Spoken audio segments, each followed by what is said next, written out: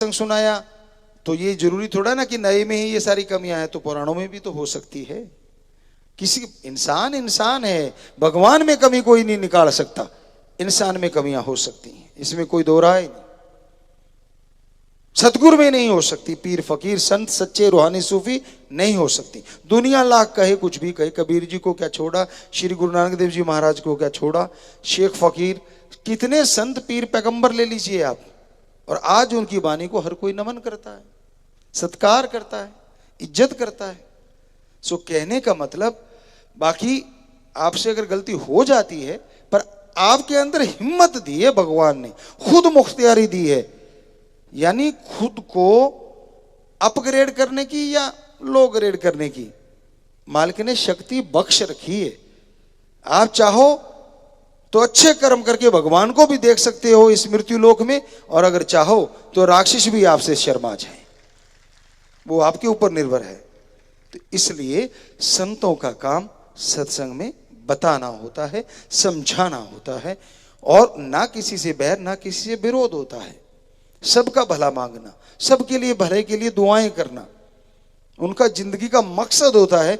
सूफी संत रूहानी संत क्या होते हैं, समाज में रह के समाज का भला करना उनका कर्तव्य बन जाता है, क्योंकि भगवान की जो भी औलाद है उसको वो अपनी औलाद समझते हैं।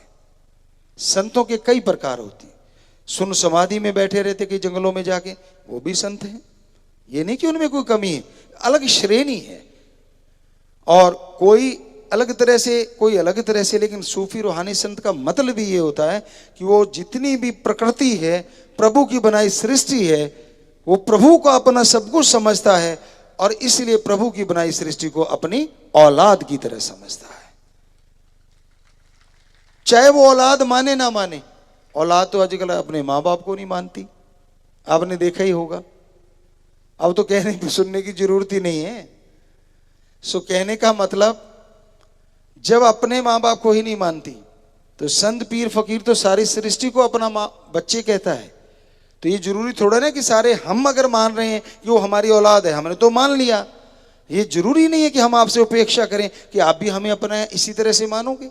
हो सकता है आप हमें देख देख के पता नहीं क्या सोच रहे होंगे, वही वाली बात जो वरदान मिला था।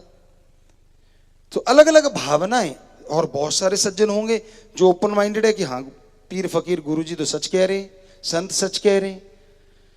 सो कह तो हम सच ही रहे हैं, लेकिन रिएक्शन अलग अलग हो जाता है, वो अलग बात है। उसका मीनिंग से लोग अलग अलग निकाल लेते हैं, ये भी एक अलग बात है। नजरिया अलग अलग होता है, ये तो सारी दुनिया जानती। सके दो भाइयों के एक जैसे हाथों के निशान नहीं होते, आंखों के निशान नहीं होते, और ये छोड़िए एक जैसे नसीब नहीं होते, एक जैसे कर्म नहीं होते, एक ही मां के पेट में रहे और एक ही बाप के खून से बने हो, फिर भी अलग अलग। तो इसलिए भाई नजरिया अलग अलग हो सकता है, लेकिन हमारा जो नजरिया है बिल्कुल क्लियर है, क्रिस्टल क्लियर कहते हैं, बिल्कुल साफ है। जैसे एक शीशे के गिलास में पानी होता है बिल्कुल फिल्टर वाला, उसी तरह हमारा नजरिया तो फिल्टर वाला है कि हम तो जिंदगी का मकसद हमारा यही है। ओम शास्त्र नाम श्यामस्तान दाता रहबर का MS जी उन्होंने हमें बनाया, वही करवा रहे हैं। शुरू से ये मकसद है कि पूरे समाज का, पूरी सृष्टि का भला करना है, और जरूर करना है, कर रहे थे, कर रहे हैं, और करते रहेंगे बिल्कुल। और कोई कुछ भी हमारा कोई नियत नहीं है, ना कुछ बड़ा बनने की। हम तो चौकीदार थे, चौकीदार हैं, नौकरों के नौकर हैं। आपका नौकर भी आके अगर हमें कहेगा कि मेरे लिए दुआ करो, हो नहीं सकता कि हम उसका हुक्म डाल दें, हमारे लिए वो हुक्म होगा, हम उसके लिए भी दुआएं करेंगे। हो गए ना नौकरों के नौकर।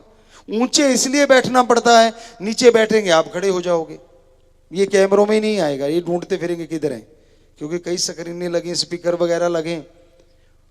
तो जो बोलने वाला होता है, ये मनोविज्ञान है, नेचुरली आदमी चाहता है कि वो मेरे सामने बैठ के बोले, मैं उसको देखूं, सिर्फ बोलना ही नहीं। इसलिए वीडियो को लाइक करते ना आप ज्यादा, ऑडियो तो काम चलाओ काम चल गया, जब वीडियो आ गई कौन पूछता है। आमने सामने बैठ के बातें करेंगे यार, बातें होंगी, ऐसा मतलब पल में अमेरिका पहुंच जाते हो आप, अमेरिका वालों को इंडिया ले आते हो। सो कहने का मतलब ये चीजें तो जरूर हैं, लेकिन संतों का काम तो वही है, सबका भला करना, सबका भला मांगना, सबके भले के लिए प्रार्थना करना, और कोई बड़ापन नहीं है। और ये ऊंचा बैठना, दूसरा कारण इसका ये भी है क्योंकि हमारे पाक पवित्र ग्रंथों में ये लिखा है, कलयुग में जो सत्संग सुनने आएंगे वो उन देवी देवताओं जैसे होंगे, ऐसे लोग ही सत्संग में आ पाएंगे। तो हमें इन देवी देवताओं के दर्शन हो रहे हैं, इनमें हमारे सतगुरु प्यारे राम के दर्शन हो रहे हैं, इसलिए थोड़ा ऊंचा होके देखते हैं कि लास्ट वाले में भी हो रहे हैं, राम से उनको भी देख पाए। तो भाई इसलिए ये वजह है, और कोई मान बढ़ाई का चक्कर ना हमारे दिलो दिमाग में था, ना है, ना कभी होगा, सवाल ही पैदा नहीं होता। संत पीर फकीर का काम समाज की सेवा करना था, है और हमेशा हमारा तो रहेगा जी।